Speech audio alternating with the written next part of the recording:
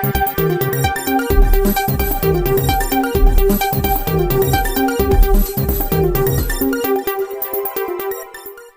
મિત્રો, મારી ચેનલમાં તમારું સ્વાગત છે। રાજકોટ શહેરના અત્યારે વિમલનગર વિસ્તારમાં મોડી રાત્રે બનેલી એક હૃદયદ્રાવક ઘટનાએ સમગ્ર પંથકમાં ચકચાર મચાવી દીધી છે। પારિવારિક અણબનાવને કારણે એક પતિએ ગુસ્સામાં આવીને પોતાની પત્નીના નાનુનું ટીમ ઢાળી દીધું હતું હોવાની સનસનાટી વિગતો સામે આવી છે। આ હુમલામાં પત્નીના નાનુનું ઘટના સ્થળે ત્યારે મોત નીપજ્યું હતું, જ્યારે મૃતકની પત્ની પર ગંભીર રીતે ઇજાગ્રસ્ત થતાં તેને તાત્કાલિક સારવાર અર્થે હોસ્પિટલ ખસેડવામાં આવી હતી। પ્રાપ્ત માહિતી અનુસાર મૂળ વેળાવળનો રહેવાસી વિવેક ગોસ્વામી અને તેની પત્ની વચ્ચે લાંબા સમયથી મનદુખ ચાલી રહ્યું હતું અને આ અણબનાવને એટલી હદે વણસી ગયો હતો કે પત્નીની ત્યારે વિવેક સાથે રહેનારી સતત ના પાડી હતી અને ગઈકાલે ત્યારે મોડી રાત્રે વિવેક સીધો જ તેની પત્નીના નાના ત્યારે પ્રવીણભાઈ શાકના ઘરે પહોંચ્યો હતો અને ત્યાં પહોંચીને તેને ઉગ્ર બોલાચાલી કર્યા બાદ આવેશમાં આવીને પોતાની પાસે રહેલી છરી વડે ત્યારે પ્રવીણભાઈ પર જીવલેણ હુમલો કરી દીધો હતો।